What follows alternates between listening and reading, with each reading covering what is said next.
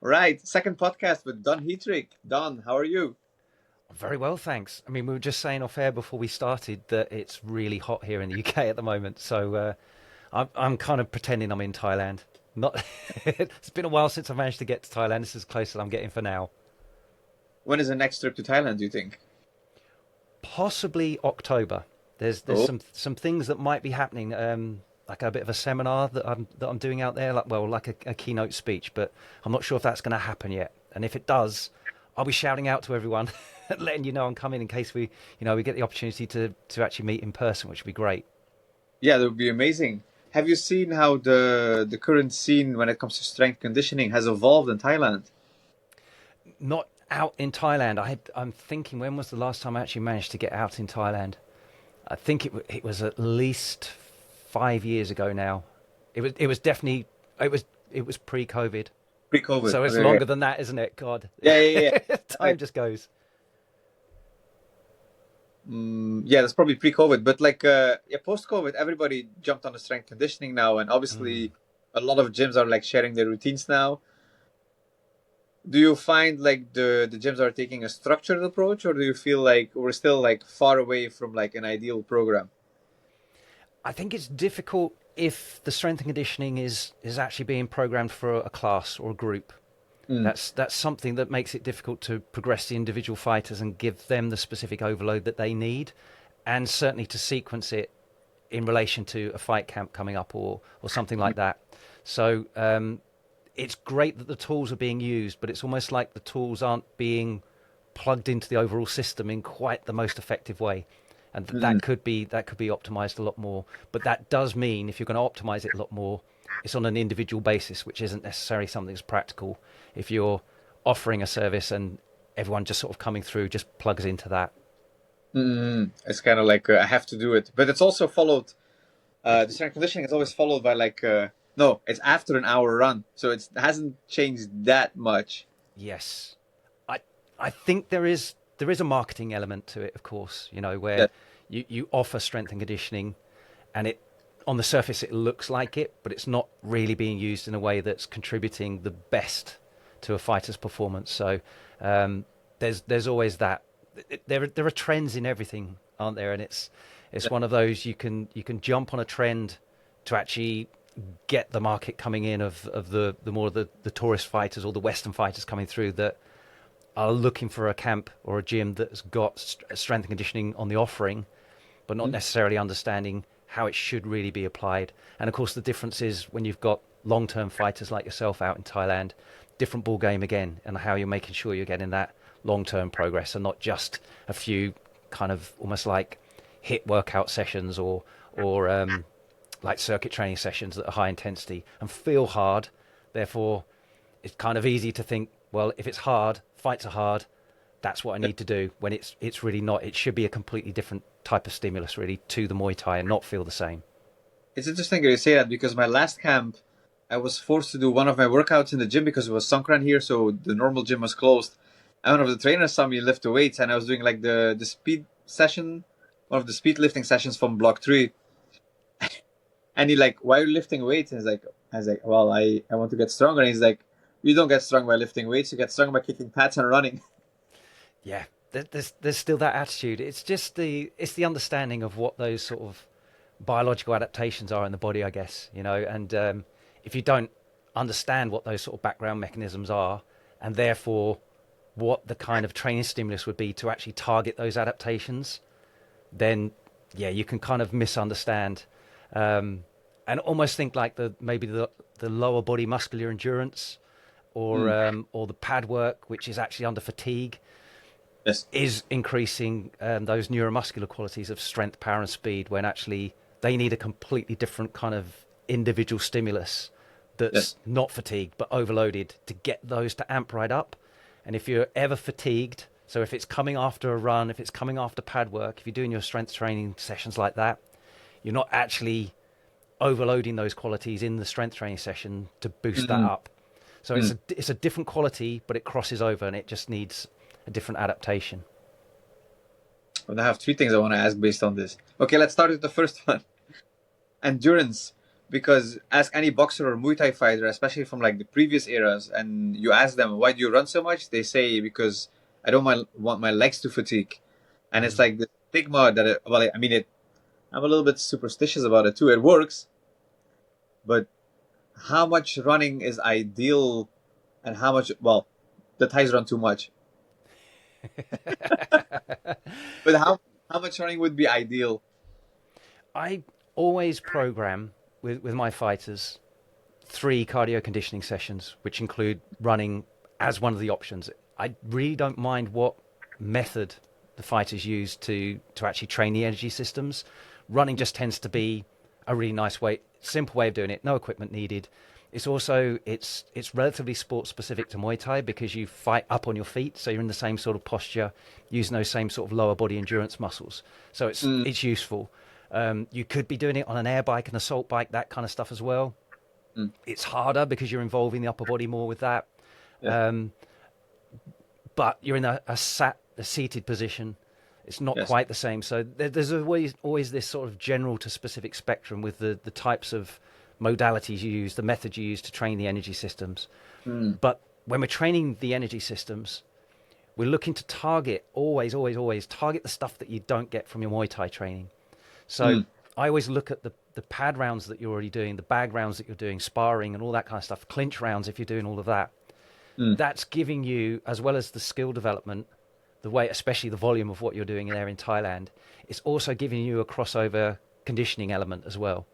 And there's no point in the extra sessions doing more of the same of that because you're already mm, getting it. You're already doing it in there. So I'm looking, what are the energy systems that aren't being touched with that training ordinarily? And the mm, Thais have very cleverly, really, just without understanding energy systems too much, just knew that it worked. The zone 2 steady state work is something you're not going to get if all you're doing is high intensity pad work all the time. yeah, So to get that benefit, to build really what that targets, which is aerobic capacity, it's like that energy reservoir behind the dam. You need mm, slow, steady stuff. If all you're doing is high intensity work, you're improving the amount of aerobic power you've got, which is like opening up the floodgates to that reservoir, mm-hmm, but you're not building the reservoir up. So you get good at opening up the floodgates, the energy comes pouring out. If the reservoir's too small, you've gassed out. So you need mm, the reservoir, and that's the steady stuff that builds that up. Once you've got mm, it, it doesn't take much to maintain it. mm, But the other thing that you get with all the zone 2 work is that it ends up it's lower intensity for those that are accustomed to that volume of training. It helps you recover. So it's lots of oxygenated blood going around the body actually ends up being restorative as long as you're acclimatized to that sort of volume of training. right, right, But that said, three three cardio conditioning sessions that target the things you don't get in your pad rounds are enough in a week, to be honest. If you're really pushing hard in everything, that's more than enough. So that would be my go-to. But then the spectrum of the cardio conditioning methods that you use, for me, should be periodized. It should work from general to specific. So you're not mm, always doing the same thing all the time. mm, So furthest from a fight or at the start of a cycle of training, if you like, that's where the aerobic capacity, the zone 2 work is more relevant. And then you mm, shift through stages where we get more and more fight specific and we get more higher intensity intervals. And then closest to a fight or your most important fight is where we really push. And we're trying to get maximum heart rate. We're trying to get lots of that lactic power yes, tolerance just to get used to doing that. But that can be instead of doing all the zone 2 at that stage, because it's that system's built, you're maintaining it, you just got a little squirt of making it very fight specific at the end. So there's no need to keep adding more and more and more and more different cardio elements to it. Just shift your emphasis with those 3 sessions each week, and that would be enough to really cover all the bases. mm. If you look at the current training routine of in Thailand, even though it has changed a little bit, it's still very based on the golden age. But like the fights in the golden age were very style-wise, especially very different than the fights we have now, and I feel like the Thais haven't adapted to that yet.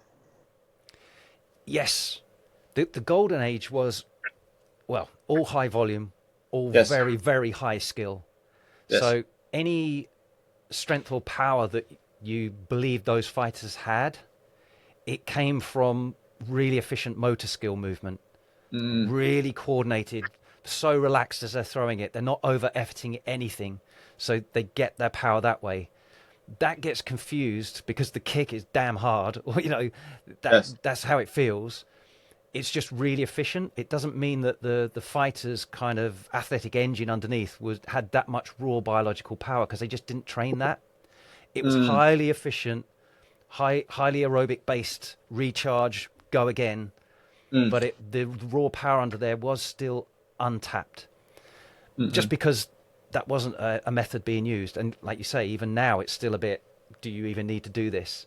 But Yes. as a fighter, if that's a stone you've left unturned, it is something that you can develop in parallel to all of the aerobic side of it and the skill side of it. I mean, that still is absolutely 100% the priority. It should be Muay Thai technical and tactical skill is number one. Yes. Strength and conditioning is supplemental. Mm, And the least of it you can do, but still hit those specific targets, the better. You've got mm, more energy to recover and more time to put into your skill development. That's always what we're looking to do. We're not looking to sabotage skill training yes. by nicking it and just chucking loads of needless strength and conditioning work in there. You Mm, want to be, I have the analogy of you want to be kind of like an athletic training sniper and sort of taking, one shot at each one of your targets and that's it. Get out. yes. All the Hmm. remaining shots should be skill, Muay Thai, all of that stuff. Yes. I agree on that. Which brings me to a question that I get a lot, and maybe you can answer this one better, but they always ask me, why don't you do CrossFit for strength conditioning? Maybe you should answer that. I know the Yes. answer a little bit. Yeah, yeah. So it is these specific adaptations. So to it I mean, if I was to ask you, if I wanted you to be as fast as possible, if I got you to do 100-meter sprint for, say, let's say you were really fast and it's like 10 seconds. Mm, If I got you to do that once, you'd be your fastest. But what about if I got you to maybe rest a minute and go again? mm, It would be slower, wouldn't it? yes. So if your purpose is to train maximum speed, maximum velocity, that's a poor way to train it. Mm, You should allow bigger rests in between. Then when you go again, it's like, boom, it was near enough the same speed again. The more repetitions you do, the harder that's going to be. But as an mm, example, you can kind of see like, yeah, I'd be slowing down. So the more exposure to the maximum velocity you've got, the more you're going to get that high speed adaptation. And it's the same with explosive power. So CrossFit, they love their Olympic lifts. If I got you to yep. do a clean, but then, and if I just got you to do 5 reps after you'd warmed up nicely, they would be if I had the speed gun on that, they'd be as fast as possible. But then Yes. if I got you to do all the other stuff and do it as part of a WOD, a circuit, and go back and do it again, and I got the speed gun out, be like, whoa, that speed's dropped right off, or you might be missing reps. So now Mm, it's now, I'm not developing power anymore, raw power. There's yes. power endurance, and that's a different thing. So I always say to people that you first need to build a quality before you can endure it. So if you Mm, go in and everything's an endurance, power endurance, strength endurance, like a CrossFit WOD would be, mm, you're learning to endure your existing levels of strength, power, and speed. Whereas if we can get a targeted session that builds those up with the right rest intervals and training mm, the right things together so that you don't fatigue, slow down, lose power, lose force production, you express as much of that as you can in that window of resistance training, that mm, boosts that level up. Then you can apply it in, well, for us, Muay Thai is the sport specific end. Then you can apply that relentlessly in those sessions.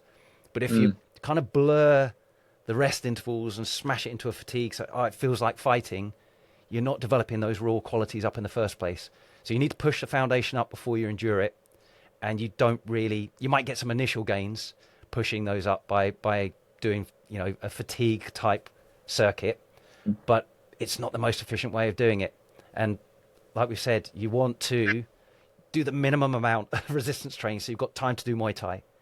So yes. it's not your best return on invested time, but to do that, to do the circuits.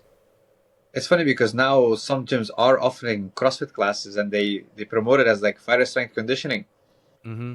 It And feels like, like that, doesn't it? yeah, You I know, mean, as a fighter, you feel like, oh, this feels hard like a fight, therefore it should be good training for a fight, but it's not. It's like well, you wouldn't naturally say as a fighter that the steady runs that you do as a fighter feel like fighting, No. but you understand that gives you something different that just doing pads and sparring and everything wouldn't give you. It's like this is necessary to build something else up, and strength training done properly is exactly the same. It's the neuromuscular qualities rather than the cardio qualities. It needs a completely different overload to make sure that side of it really changes. Mm. And if you try and make it like fighting, it's blurred. It's not giving you what you should be getting. Because we talked a lot about, well, using the right systems, and uh, well, running is a little bit important. And a lot of people, well, we were kind of forced to run in Thailand. It's not like a choice. Wouldn't it be fun? Because before you mentioned that, like, obviously skill work is the most important, and like replacing skill work by something less beneficial doesn't benefit your overall progress. So wouldn't it be better for some fighters in Thailand if they have the option to, say, for example, they run once because, well, you have to, and then the Hmm. other session they replace with like shadow boxing for 30 minutes because that's low intensity too. Yes, Well, absolutely, mm, absolutely. I mean, the whole thing with skill development as well. Another bit that's kind of really misunderstood, but the freshest you can be while you're doing that, especially if you're learning a new skill, it's all about building the repetitions. So if you're mm, trying to learn a new skill fatigued on the pads, it's not going to go in the same way. mm, So those shadow boxing sections, exactly as you say, you'd be getting that kind of zone two conditioning kind of output. If you stuck a heart rate monitor on someone, a chest strap, got them yes, doing their shadow boxing, and get the speed of movement and if everything just right, you'll see that the heart rate is the same as going out for that steady run, but you are banking skilled repetitions, feeling the balance of what you're doing and returning to balance afterwards, all that kind of stuff. mm, And you're just starting to cycle that skill and get it banked that much quicker. So mm, I personally, especially if you've got injured fighters who can't go out and run because Achilles tendons or knees or whatever are starting to get overused, mm. even rather than going using a bike instead, or even a stationary bike in the gym, that would be good for getting the central cardio going. But if they can still tolerate shadow boxing, 2 for 1, that would be my preference. Yes. Well, it's not a Thai trainer's preference. That's the issue. Sorry? It's not the Thai trainer's preference. That's the issue. Yes. Yeah. It's it's very difficult when you don't run. They think you're lazy. It's like Mm. it's yeah. It's a big stigma here.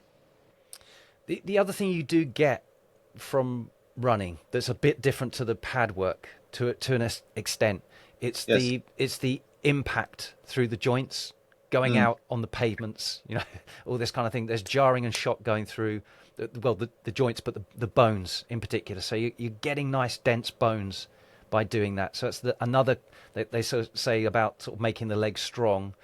It's mm, not necessarily just about the musculature, it's also the bone density, all that kind of side of it that you're getting with the impact of running, which you wouldn't get with shadow boxing because it's much softer. You're probably on the matted area.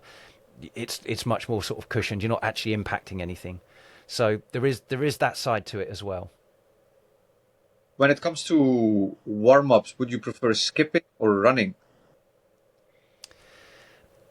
Um, it really depends on the fighter that as to what they need. I do Mm, like skipping the jumping rope element because what you get with that is a really good low level plyometric spring return from the feet. And mm-hmm. depending on someone's running style and technique, they can either Mm, be very elastic and good at using that with their running efficiency, or they can be very bad at it. Whereas right. skipping, you are developing that elasticity, that stretch shortening cycle, they call it in sports science, where you're getting that spring return from all the Mm-hmm. tendons like rubber bands. It's energy for free, but it takes some conditioning to do that.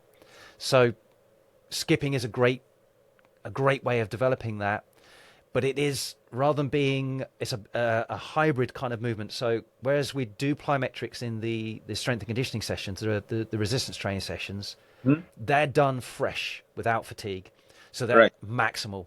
Whereas the jumping rope is kind of it's like plyometric endurance. It's just doing, just finding that rhythm and movement. So Mm, for me, I think there's a lot of good that comes out of jumping rope, out of skipping. Not to mention just that timing, between upper body and lower body, and feeling the rhythm and it's one of those things. If you can feel that timing, but it's not just mm, the timing of the rope; it's the timing of your body rebounding against the floor. So mm. you develop a sensitivity for, if you almost imagine the floor isn't rigid, it's like a trampoline, Yes. subtly, if you imagine it like that, and you've got that little stretch, boing, return, and there's that Mm, feeling of where that is. And if you time your jump incorrectly to that stretch return, mm, then you lose the rhythm, you lose the bounce. There's a real sensed feeling to that. And then the different floor surfaces have a different spring return rate. So some harder floors, it's much quicker, and you'll need to sort of bounce more rapidly. And others, where right. you're on a mat that's softer, you'll feel I need to spend a little bit more time on each foot to get that spring return. But you Mm, develop that sensitivity for it. That kind of sensitivity, I feel, comes out in the ring. When you get into the ring and you feel the ring surface, they're all they're all different, aren't they? Different board yes. setups, different foam Yes. coverings. The spring return on them is different. And I really like, if you've got the opportunity to like do the Y crew and Ram Muay in the ring, it's an opportunity to, what's this floor feel like? What's the spring return? Now I can Mm, kind of feel that, how quickly can I do my switch step or something from here, or spring a mm, move, or how cushioned is it, and that's dead. And I'll very subtly adjust the timing of how I move off of this surface to get mm. my maximum plyometric energy into what I'm doing. Skipping allows you to start feeling that, even if it's subconscious. Right. So actually, we should do more skipping instead of running.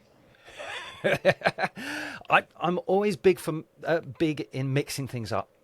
Right. So there's a time for running, and then there's I would love to just sort of balance it up and shift the emphasis sometimes.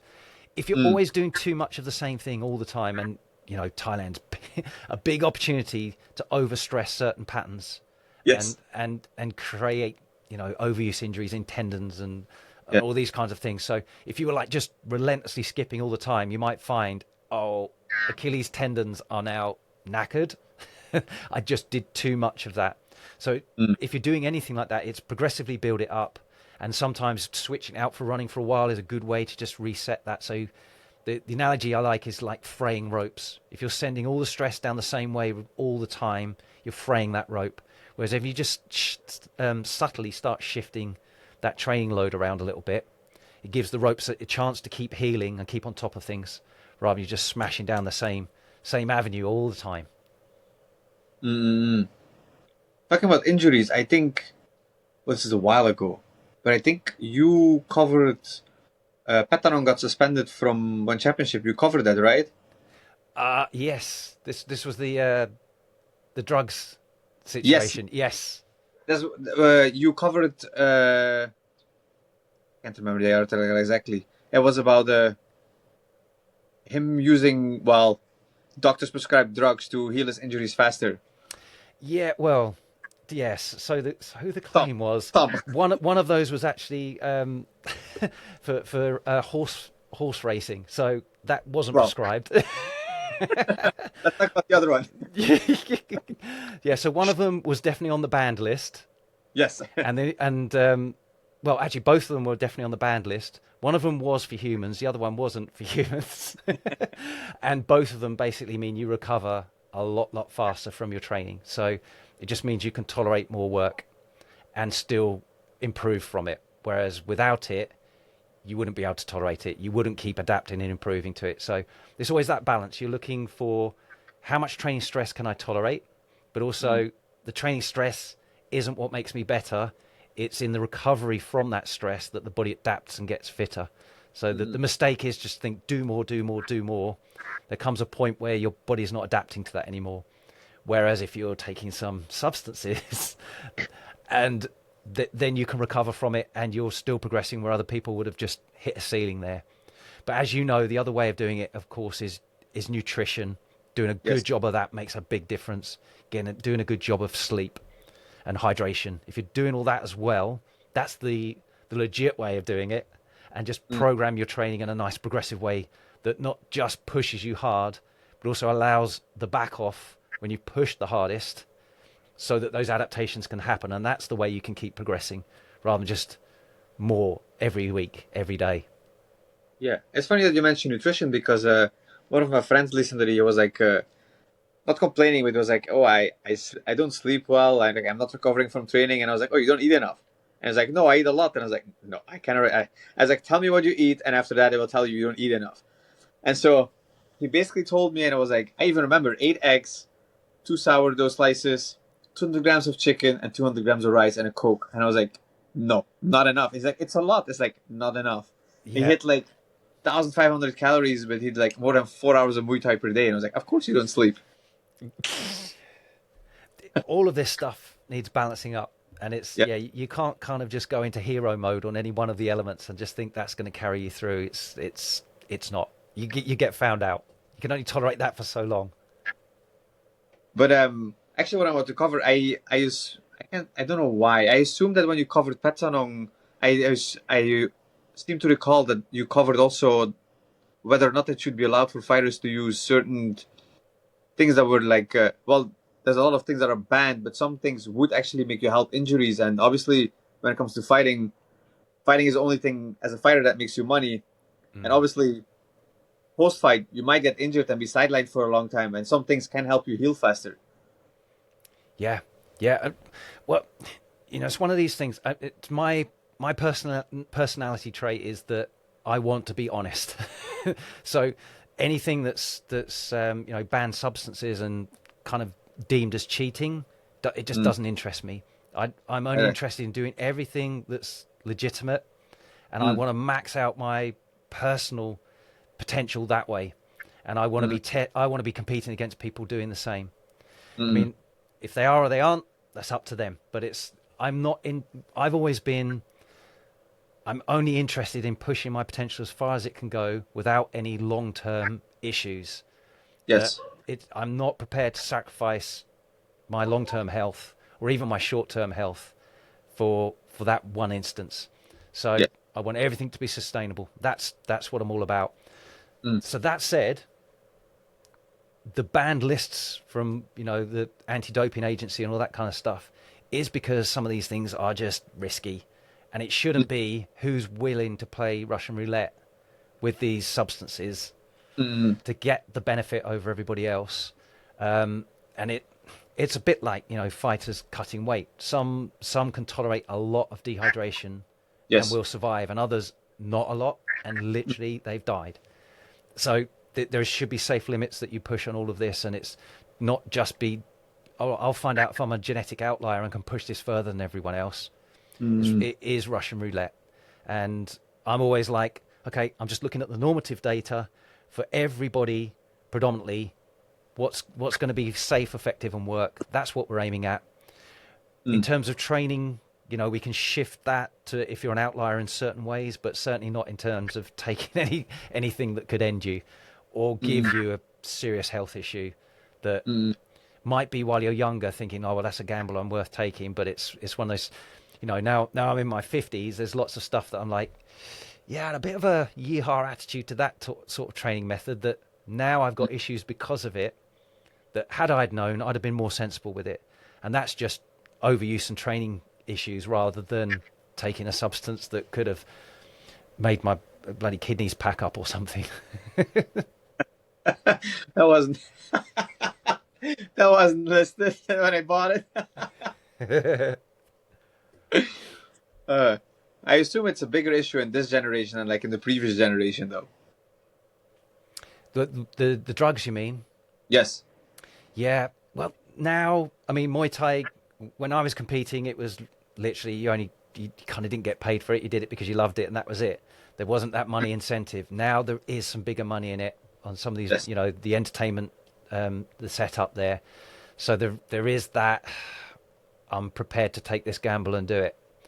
So Mm, yeah, there's definitely some different incentives now, and it's kind of good that some of these promotions are testing for some of the banned substances, but how well that's all being done is another thing. But yeah, whereas once upon a time, well, I remember having a fight here in the UK even, and I rocked up and it was actually, it wasn't one of my opponents. It was one of the opponents of one of the guys I was coaching at the time. I was fighting on the same show as well. But I looked at his opponent and his eyes were, it's like, what the hell is he on? You know, pupils all different sizes and it's like, so, you know, this, I think that might have been in Leeds in the UK or something. It was something like that. It was somewhere in northern England. But it was just a show, and there was certainly no drugs testing or anything like that. But it's like, that guy is definitely on something. But let alone now, you know, there's an incentive to do it. He was just, I guess he was just one of those characters that probably did whatever at the weekend anyway.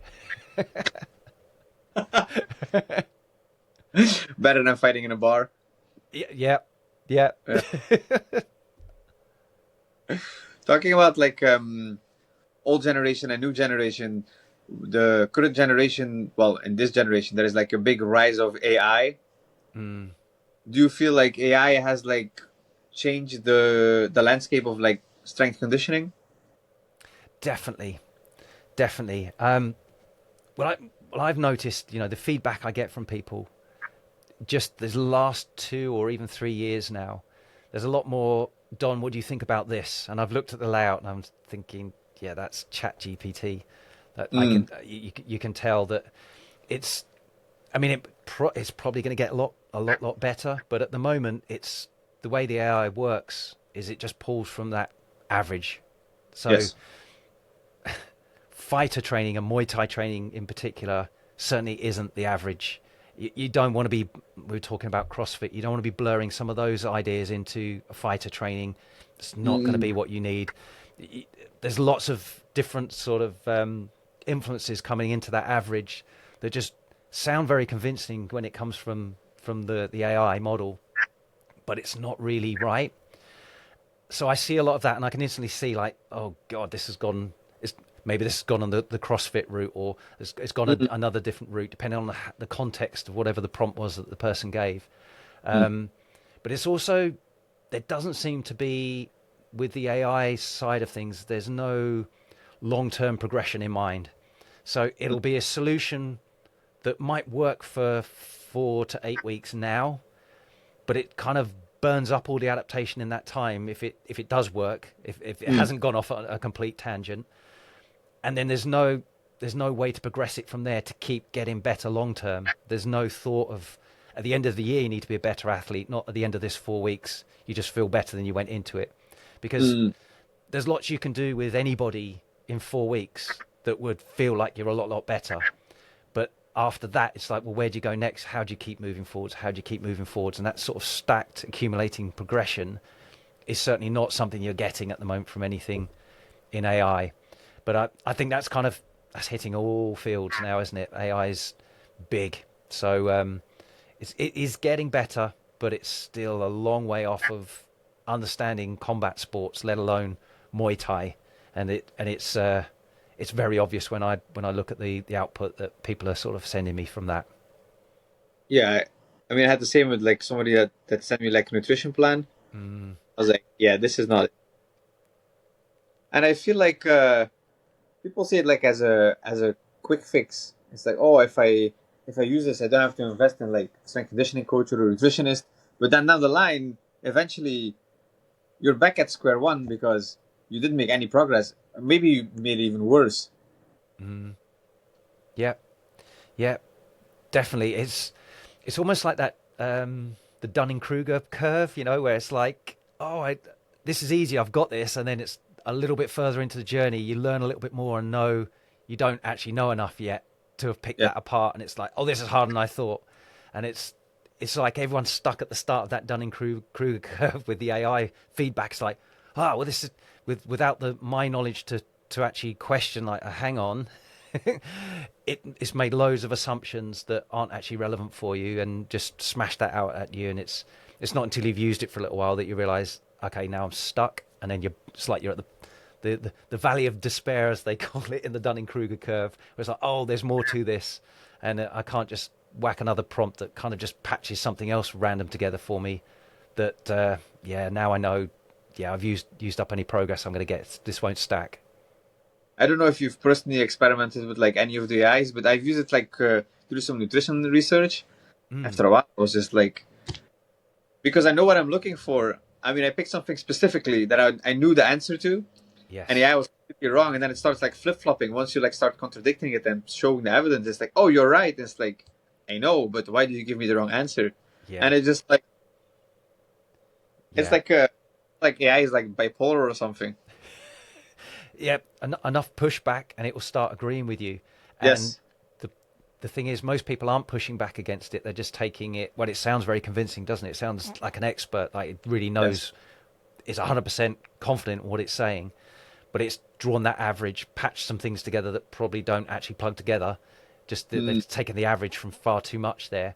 Um, but yeah, it's only if you know to keep challenging it that you can actually end up with the right answer. But sometimes it's because you, as the expert, actually told it what the answer should be, and then eventually goes, "Oh yes, you're right."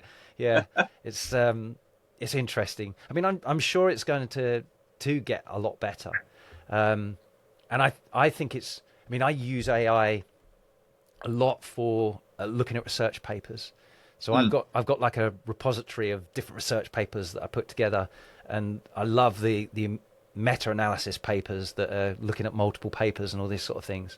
yes. And it's really good for me to, because you get stuck into the research and you'll get your head into it and you're understanding all the little nuance about it, what makes a good paper or a bad paper, and Mm, then years down the road, another paper will come out on a similar topic, and you've got to dig into that again. You're like, oh, get my head around. Okay, what was the line on this one? How did this path go?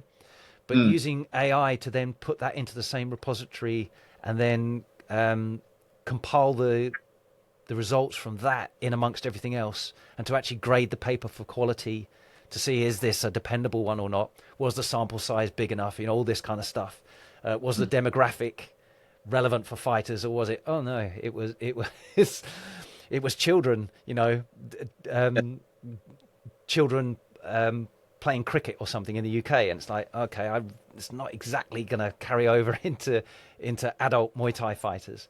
Mm, Um, the AI is really good for allowing you to do that, pull stuff together, mm. and pull the highlights, but then allow you then to dig into, is that right? And Yes. I certainly don't like to use AI with it kind of open to the internet. I like to close it off to just the PDFs of the research documents I've got, so it's only using that as a resource, and then I'll chat with that, and that helps me to pull out the details and challenge some of my misunderstandings about the research as well. That I say, Mm, you know, what does the research say about this? And then it'll say, no, actually, you've gone off on a tangent here. And I say, okay, hold on. What about? And I go get another paper, put that in. mm, Say, okay, this is the misunderstanding you had, and this is actually how it goes together. And mm. I find that really useful. But you need to know what you're looking at, and you need to keep pushing back a lot, um, Yes. and be open to being wrong as well. If you've kind of like, yeah, okay, the way that paper was set up, I added too much value to that one paper, and these Mm. other ones contradict it, and they're more higher value papers. So probably don't attach yourself to what you originally thought. Another thing that has popped up besides AI is obviously the rise of the influencers, especially like post COVID in Muay Thai. Hmm. What is your take on like? You can be as controversial as you want. The influencers now like sharing their strength conditioning routines on like Instagram and trying, well, claiming that they know strength conditioning, and then trying people to make. Wait, lost my tangent here. Trying people to make them follow the strength conditioning plan they offer. Yes. So you mean like selling a product even off of that, I mean, or yeah, some of, yeah. just a social media post that try this? I mean, we have both. I Mm, assume focus more on the first one you mentioned, where they post, for example, their routines, and it's obviously like, well, you would know better, but it's not a proper strength conditioning program. right. It's mostly like plyo. It's always like with them. It's always like plyometrics, plyometrics, plyometrics, Yeah. and then like, and if you follow my program, you will get in great shape. Yes. Yeah. Again, it's kind of probably a lot of it is AI informed, and that's how they put it together, and they're without necessarily having the understanding behind what's structured and why. Mm. They've been convinced by it. They've tried it. They might have had this sort of, like I say, 4 to 8 weeks just of something new is going to make you feel like you've got somewhere. It's something you weren't exposed to before. You'll get better at that. And if you were lacking that, you feel like, yes, I'm winning.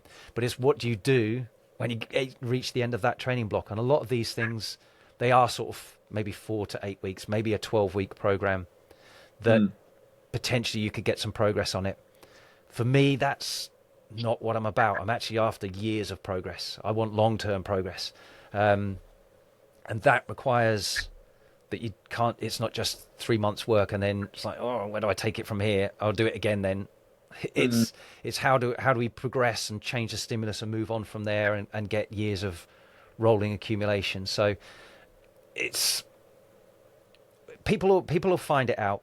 You know, they'll try it. It'll work for a short spell. It'll stop working. They might find, especially if it's more of an influencer that's just after those eye-catching movements, it might be like we were talking about, far too much plyometric work. Now they're fraying ropes. They've picked up an injury.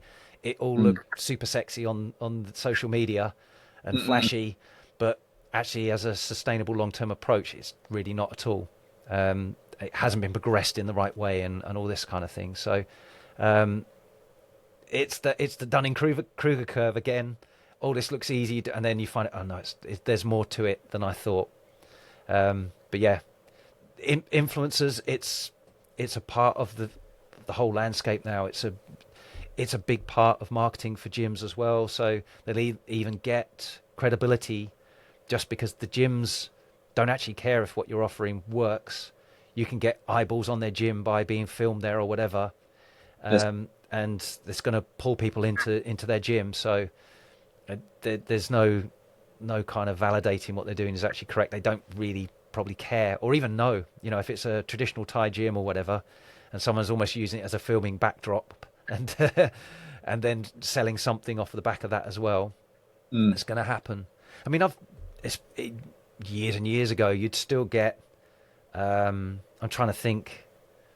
There were fighters like. It was obviously someone rocked up at the gym with some products and like, try these out. And you see like the Petyin D fighters sucking on like an oxygen canister. And then off they go on the bag. And it's just like, yeah, it was just for the camera. It's like, he's not doing that for his training. And, you know, or a flashy bit of kit, you know, even sometimes you see, well, another one that you saw, well, it was in the Fairtex gym, I think it was. I can't remember what it's called, but basically it was a pad on the wall with like the foam noodle arms that come at you. I saw it live.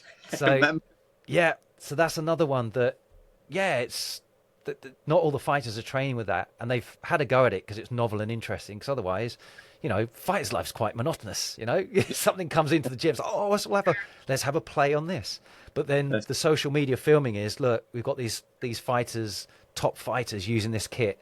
It's like, no, they're not. They're playing with it. But I think like with that particular example, with the automated noodle arms that come out for reaction drills, I think it was Stamp Fairtex trying it.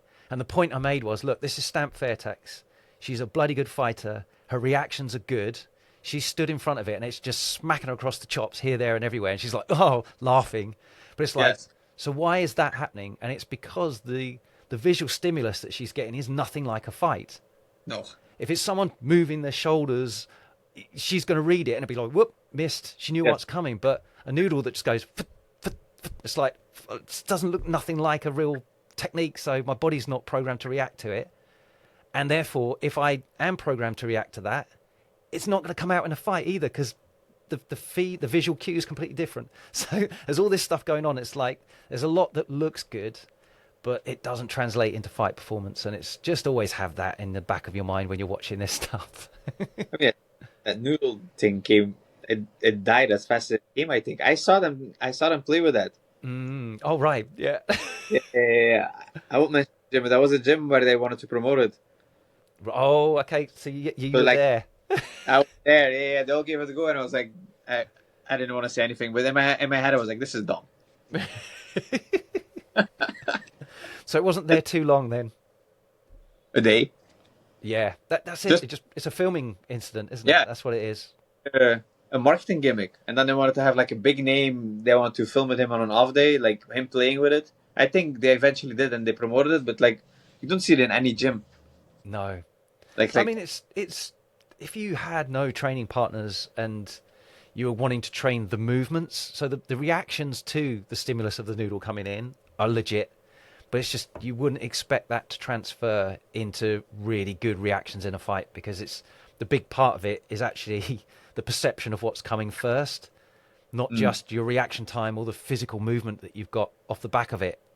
The mm, key is predicting what's going to happen, and you know, a noodle flipping at you off a automated arm looks nothing like a fight. So that whole cue of what you've got to react to is it's just not there in a fight. So it won't. It's movement training. It's not actually fight specific, but the movement's fight specific, but the actual cue is nothing like it. mm, mm. Talking about fight specific training. Obviously, I've done your whole heavy hitters program. Yes, Yes, I mean it took me a while to finish it, and then I got stuck in the speed in the speed was too long. You remember, right? yes, I do. Yeah, But I find it nice how your program like evolves. It you build like your base like we talked about before. Then you add on top. It's like always on adding on top of it, and then the end you go back to the first spot and you start building again. It's like always like progressing, and I mm, like how your program makes you like evolve slowly. yes. It's that's the thing. It's all about steady, sustainable gains. It's Mm, like easy come, easy go. It's kind of easy to do a flash in the pan thing that gets an adaptation, but it leads you to start being stuck in that cycle of just going back to the same peak again. And what mm, we want is that be prepared to sort of take 3 steps forward, 1 step back, 3 steps forward, 1 step back, but just relentlessly keep doing that and climbing, and not just going up, back to one, up, back to one. Got up really quick because we smashed it and went crazy, but it's not sustainable. There's not that stimulus that the body needs to keep changing because it's that mm, thing. Even if you keep doing the same hard level of training, don't back off.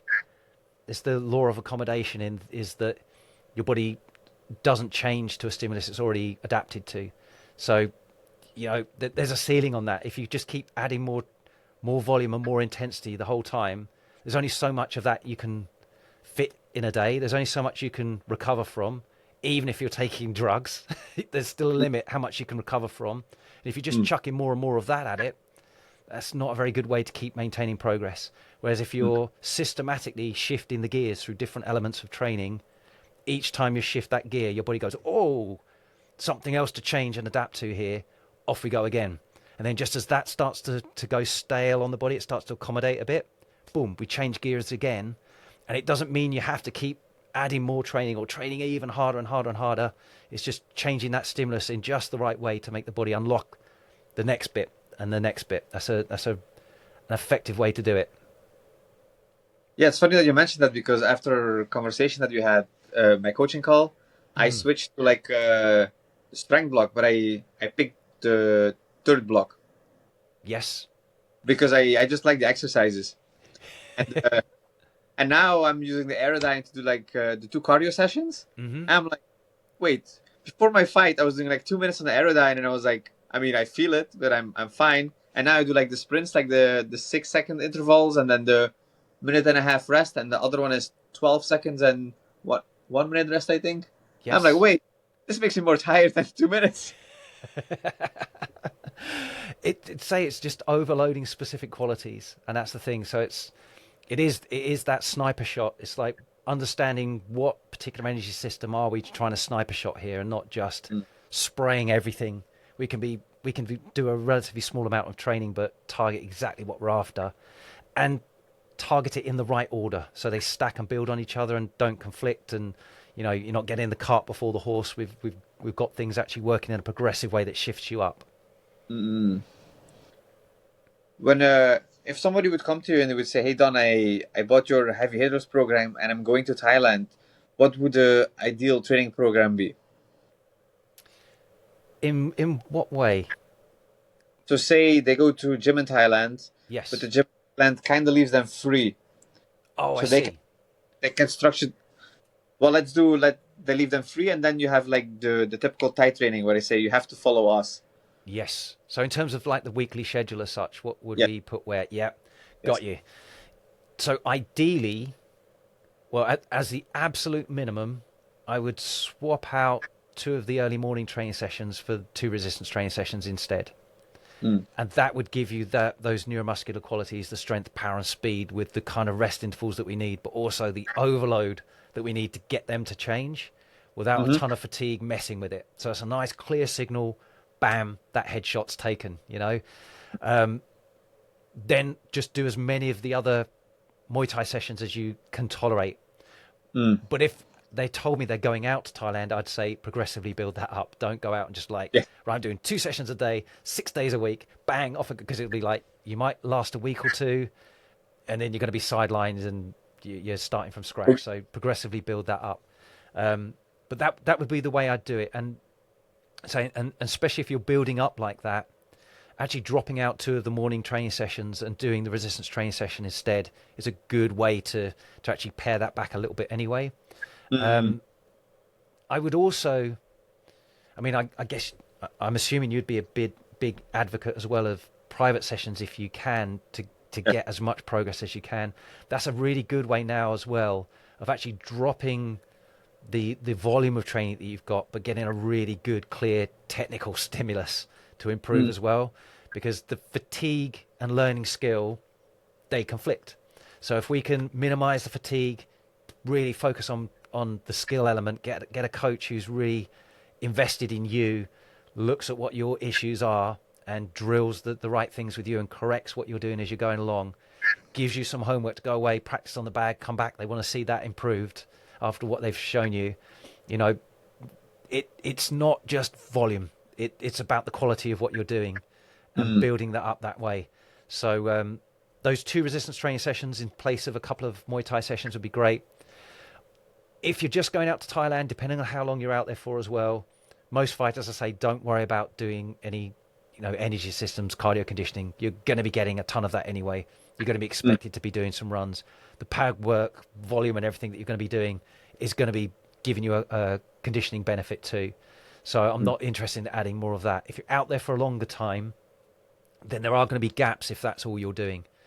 Like Mm. you said, with these different energy systems that you did on the air dying with different rest and work intervals, that's a way to kind of then just increase the leverage even more on the energy Mm. systems to start shooting at some more targets that you would be just missing by using the standard approach.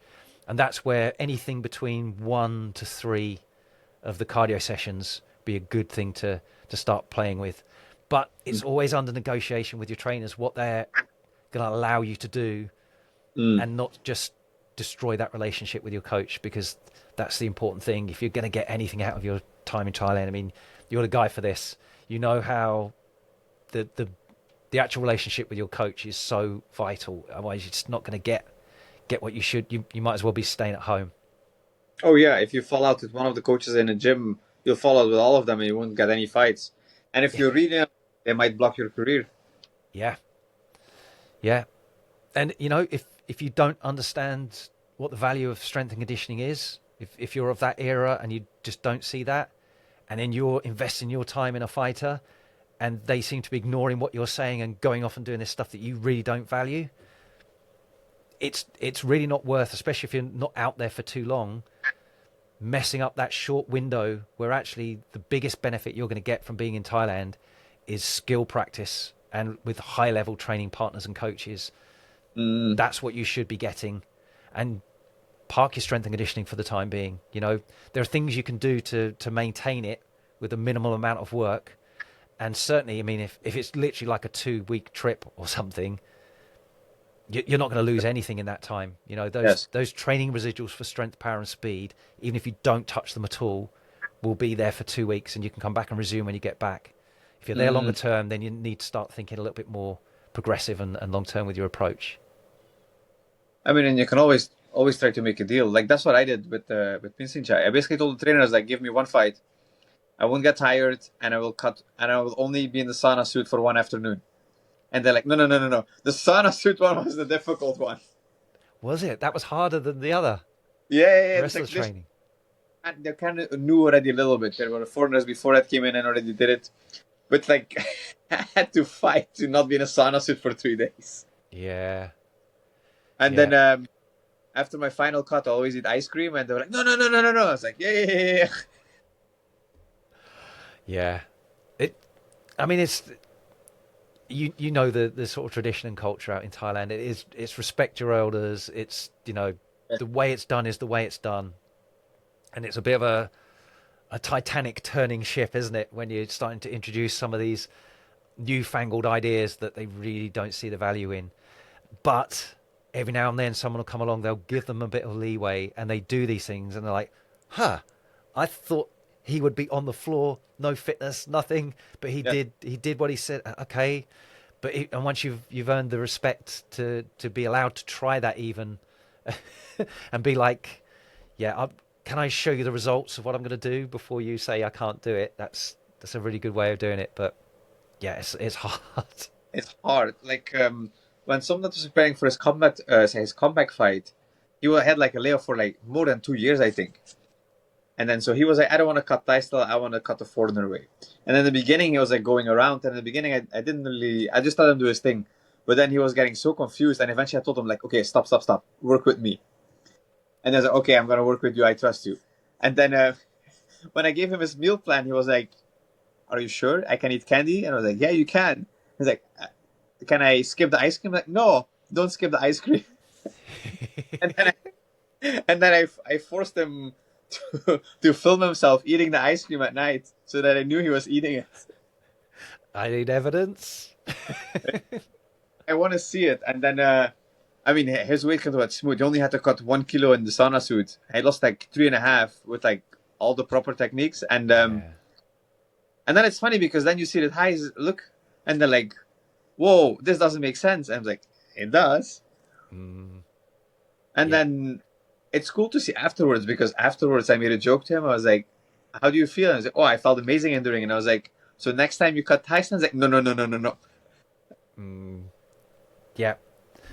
It's easy to just go with what's traditionally seemed to Yes, work, and yes, it works when everyone's using the same methods and yes, suffering the same way, making weight but still being depleted in the same way.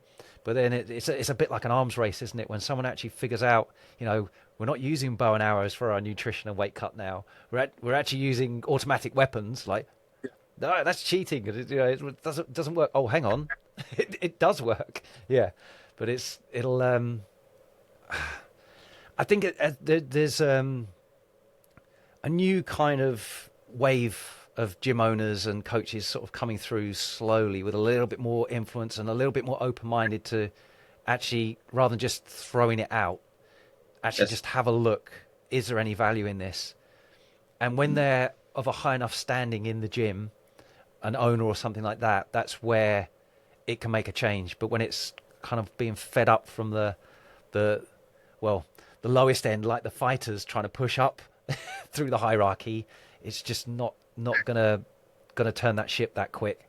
So, but there are some sort of people coming into sort of higher status roles, I guess, in gyms that are Yes. more open to this now. So, and of course, you know, competitions, the entertainment Muay Thai tends to share a little bit more what different fighters from around the world are doing and still Mm. competing in Muay Thai, even if it's not traditional Muay Thai.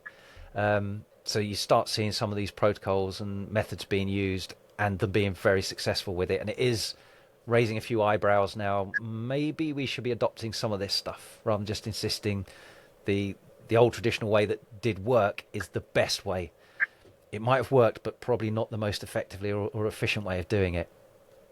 Mm. And also fighting in traditional Muay Thai and fighting in entertainment Muay Thai is like very different. Yes. Yeah. In terms of the preparation, do you mean, or what do you mean by No, that? I mean, especially no, I mean in terms of the fight. Oh, Like yes. I, everybody says like 5 rounds is harder than 3 rounds, and I completely disagree. I think 3 rounds is way harder.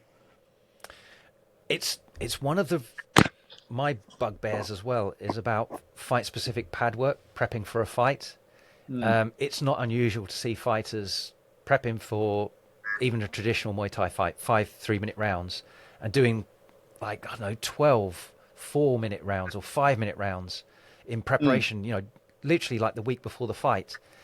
And my analogy is like you're preparing the fighter to run the wrong race. It's you wouldn't prepare for a 100-meter sprint by doing 400-meter runs because it's 4 times harder. You'd be Yeah. slow. You've got to do one burst maximal. It's a completely different race. And Mm. likewise, if you're doing 3 rounds at 3 minutes, it's a very different fight pace wise Yes. to a 5 3-minute round fight. And if you've been training and doing 10 rounds at 3 minutes, you've learnt to sandbag those early rounds to save the energy so you can make it through. You just will. You pace it. That's biologically Mm. that's what would have to happen. Mm. Whereas I would prefer fighters, if they want to make, we do want to make it harder than the fight. So it's psychologically, I've got this. I would prefer them to do, say, if you're fighting 3 3-minute rounds, 3 3-minute rounds on the pads, going as hard as you can, make Mm. that fight paced, then rest for, say, 8 to 10 minutes, then do another 3 3s like it's a second fight, but again, go as hard as you can. And that just means you get adjusted to pacing 3 3-minute round fight and knowing what is the output I can sustain for all of this, and not, oh, Mm. actually, I've been doing at least 5 rounds, 10 rounds even. I've not got used to how fast I can go out the blocks here and keep this up Mm. the whole fight. I don't want to be learning that in the fight. I should be prepping all the way through my last block of training as the fight camp final stage for the Mm. fight I've got. Mm. So not only is my energy systems all really switched on for that specifically, but psychologically I know what is my maximum sustainable rate for 3 rounds and to be done. Not like, oh, I still had too much left in me because I was pacing it like the 10 rounds I was training for, or even 10 5-minute rounds like I was training for. Completely Mm. different pace. So you would do multiple pad rounds, but so like 3 pad rounds and then take a break and then do 3 pad rounds again. Yeah, yeah. So two fights back to back, separated by a decent rest, so that Right, you're right. so you're not for too fatigued. That there's I like that sort of 8 to 10 minutes. If you're doing 3-minute rounds, I'd like 10 minutes in between. Your three threes, for example. 10 minutes rest, back in 3 3s, second fight back to back, almost like you're doing some sort of crazy tournament. Yeah. It's almost, think of it like that. But you'll get good at pacing for a 3 3-minute round fight. You'll know exactly how much oomph you can give it, and when I can actually push harder than this, and the guy keeping up with me can't keep up with this pace. I know what 3 3s feel like exactly, and I don't want to be the fighter at the end that's like, I still had some energy left in the tank I didn't quite use, and I lost on points. I could have just upped the ante. I had another gear really, and because of the way I was training too many rounds, I didn't appreciate that in the heat of the moment. Whereas if you've done it in all your prep, you know exactly where you are. You know when to strike for that sprint finish.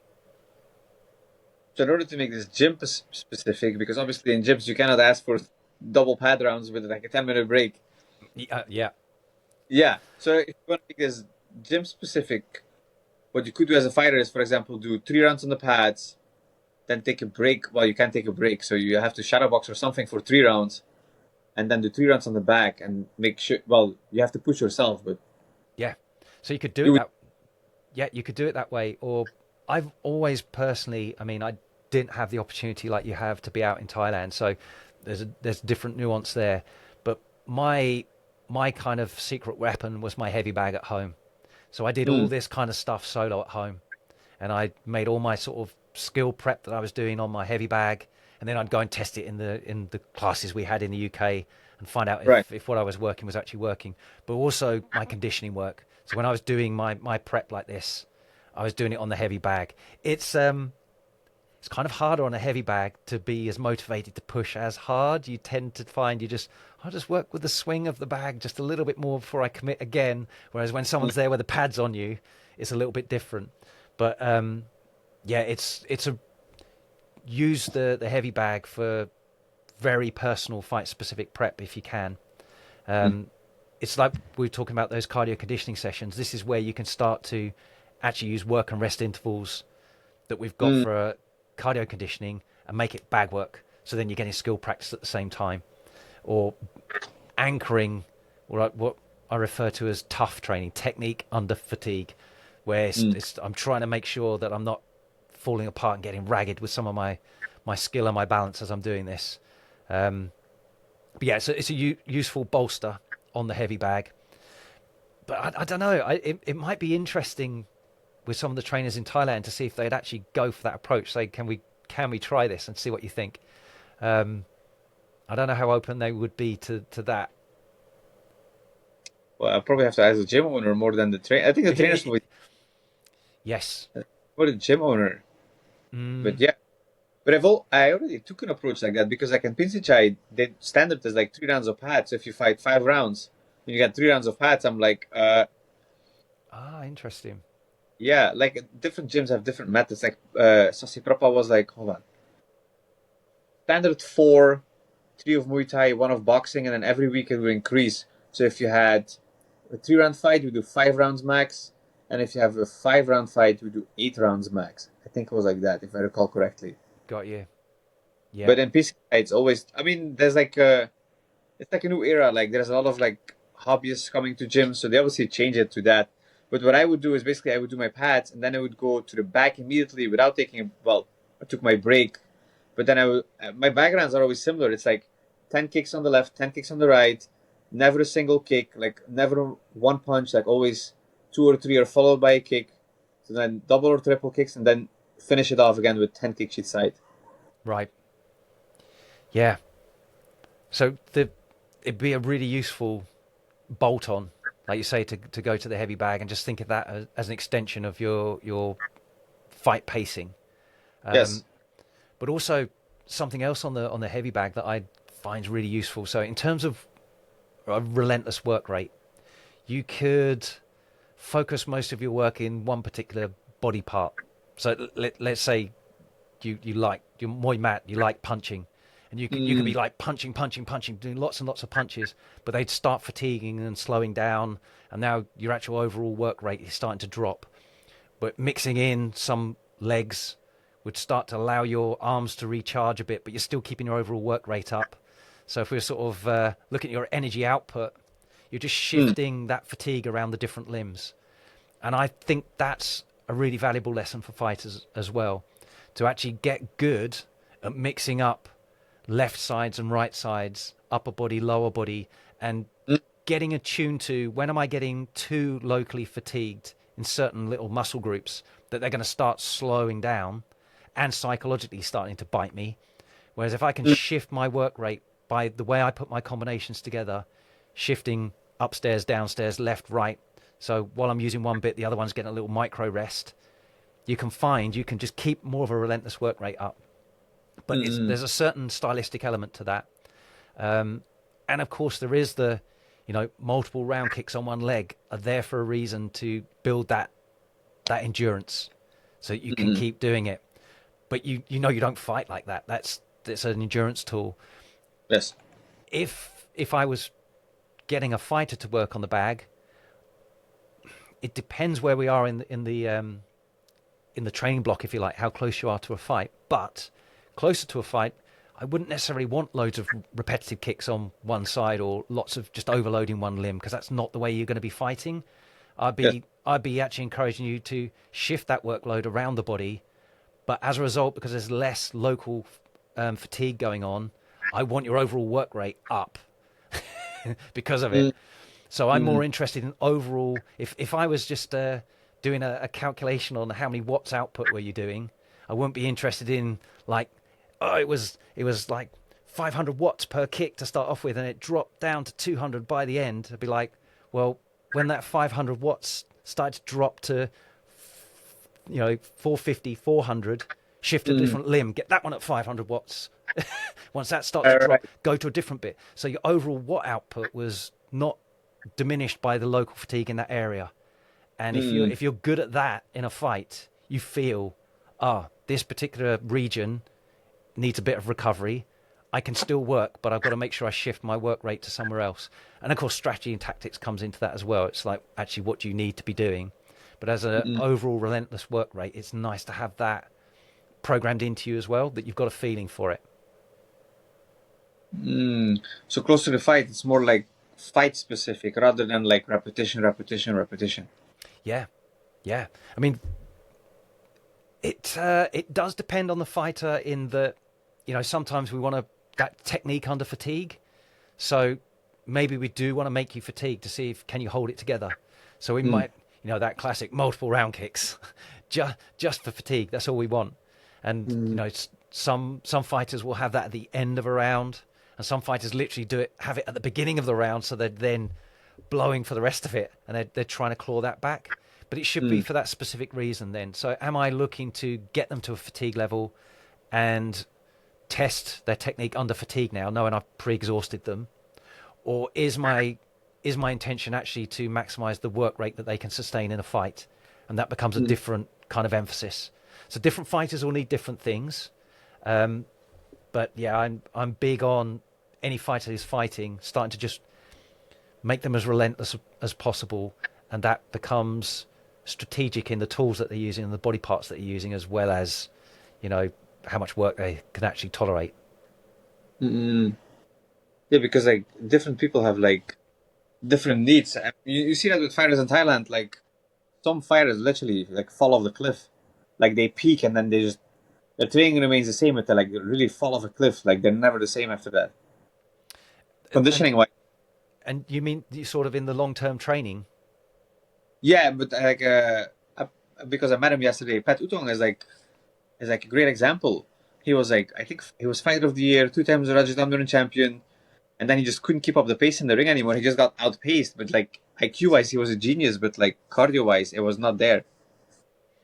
And was that because his cardio had dropped off? Is that what was felt, or not necessarily the case?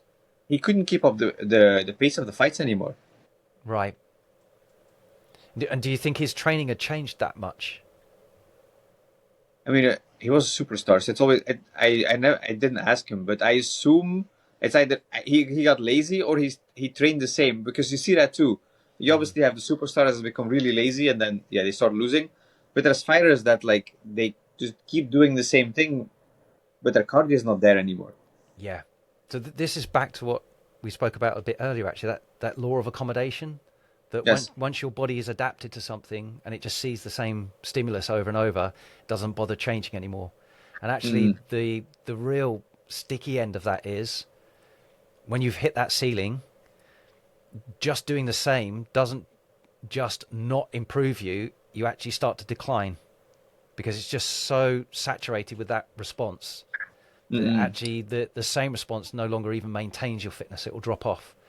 So if mm, you're constantly using the same tools for your conditioning, mm, you're blunt. You'll get into that accommodation a lot earlier, and effectively just trying to do the same thing won't only not improve you anymore. Eventually, it will send you into decline. So it might be that's even what happened without knowing exactly what's happening there.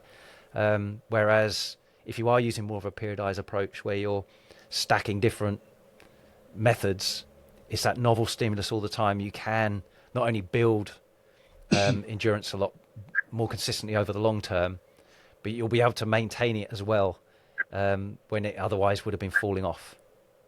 mm. Is it a little bit genetic too? There's always a genetic component to it. Do you mean in terms of whether a stimulus will remain Wait, effective for you? I will explain how I came up with the question. Yeah, Maybe help a little bit. So we have Somnat and Samar at the gym. They're basically they're twin brothers. right.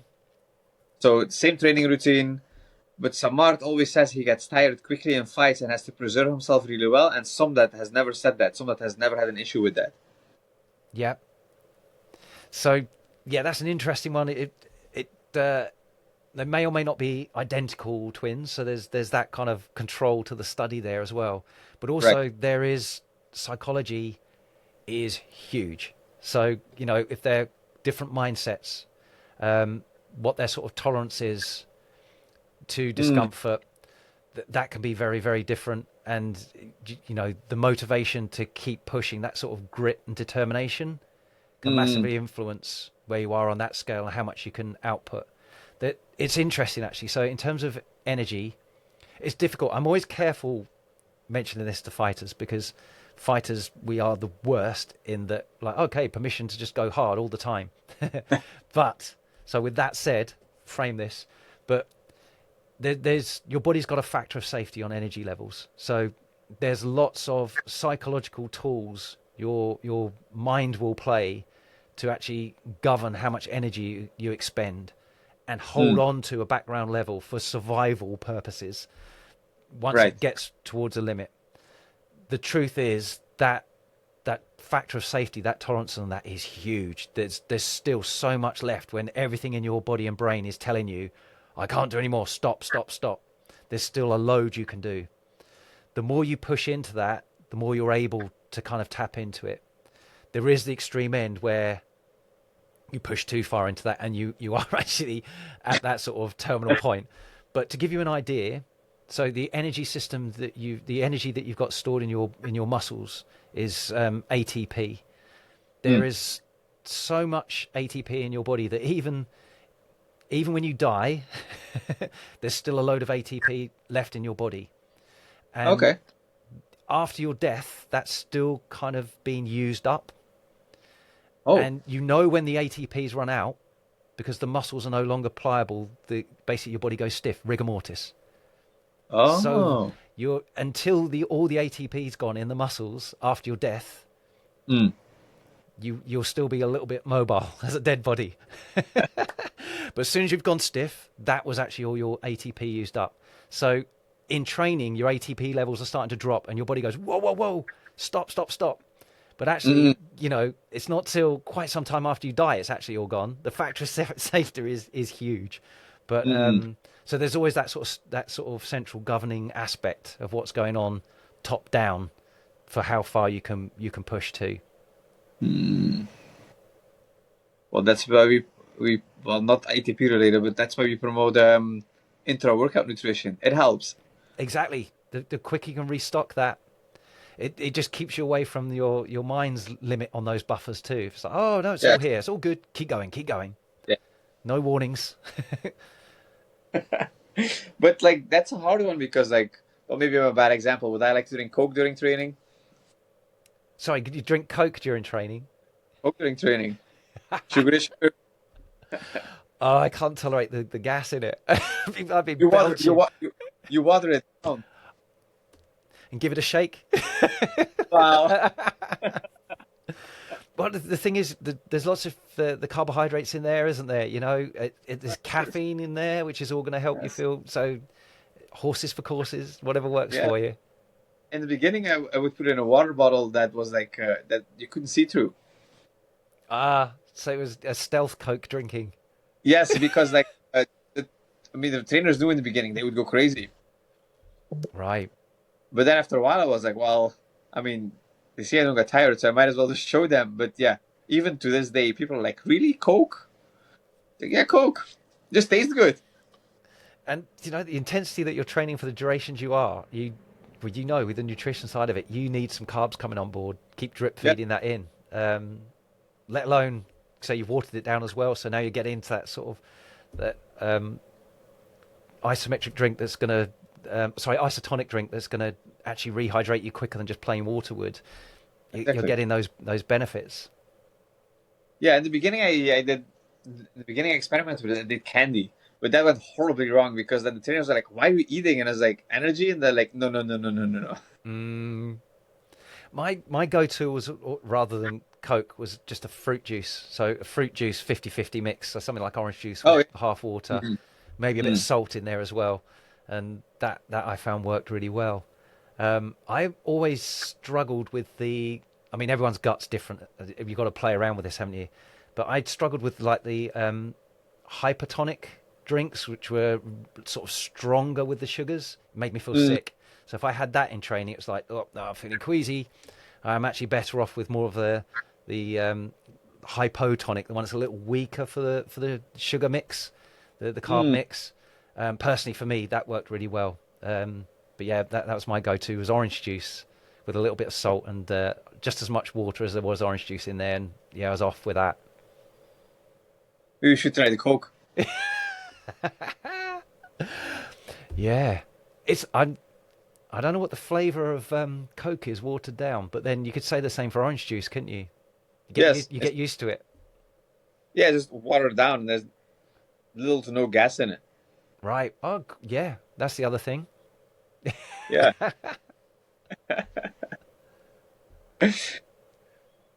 All right, we have done about an hour and 20 minutes. This was amazing. Thank you for your time. No problem, Alex. Thanks for the chat, mate. Enjoyed it. Yeah.